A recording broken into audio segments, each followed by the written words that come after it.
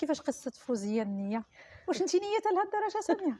فوزيه نيه بزاف، وعندنا في الاسر ديالنا وفي المحيط ديالنا كتلقى شي وحده اللي بصح كتشبه الفوزيه، عندنا بزاف، والله يخليهم لنا حيت فيهم البركه.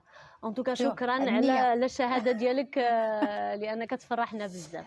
ساميه، ما كاينش شويه المبالغه لانه خيانه بنت الاخت لخالتها يعني من المشاهد الغريبه جدا.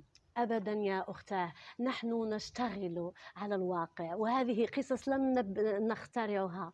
هذه القصص انتم كتوريو لنا هذا الوجه الذي ربما طبعا نتغافل عنه. كاينه في الواقع، ما كنخترعوش شي حاجه من وحي الخيال. اكيد خيالنا والابداع ديالنا كيضيف اشياء في طريقه الكتابه والتشويق اللي غادي نطرحه، ولكن كيفيه اعاده القصه ولا كيفيه روايه القصه، اما هذه القصص موجوده.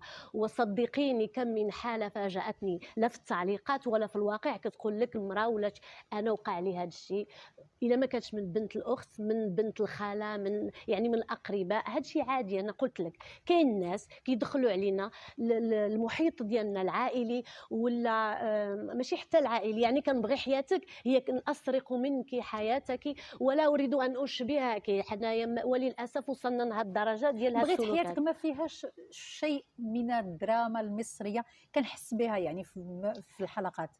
هذا يمكن نقول انه شهاده اعتز بها وكومبليمون، لان احنا تربينا بالدراما المصريه، بغينا ولا كرهنا. ما صحيح. نقولكش لا لا، احنا تربينا بالدراما المصريه، لا نقلدها، ولكن نحاول ان ننشئ دراما مغربيه بتقاليدها بطابعها الاصيل التي تشبهنا نحن وكاين كمغاربه. الشبه، كاين الشبه كثير، وهو جزء من، هو فيلم، هو مسلسل درامي مغربي، والاداء ديالكم مره اخرى والله لا ساميه كان مميز جدا. شحال كاينه من حلقه في؟ كاين هو في الاصل كان 30 حلقه من 30 دقيقه. دابا ملي القناه قررت انها تبرمج خارج رمضان، وهذا شيء يفرحنا كثيرا، لان اكتشفنا واحد الجمهور اخر اللي ما كيكونش كيستنى في رمضان الاعمال الدراميه، صحيح. اللي كدوز الحلقه فيها ساعه. يعني دابا 15 بقات لنا 5 د الحلقات. وما بغيتيش تقولنا شنو غادي يوقع؟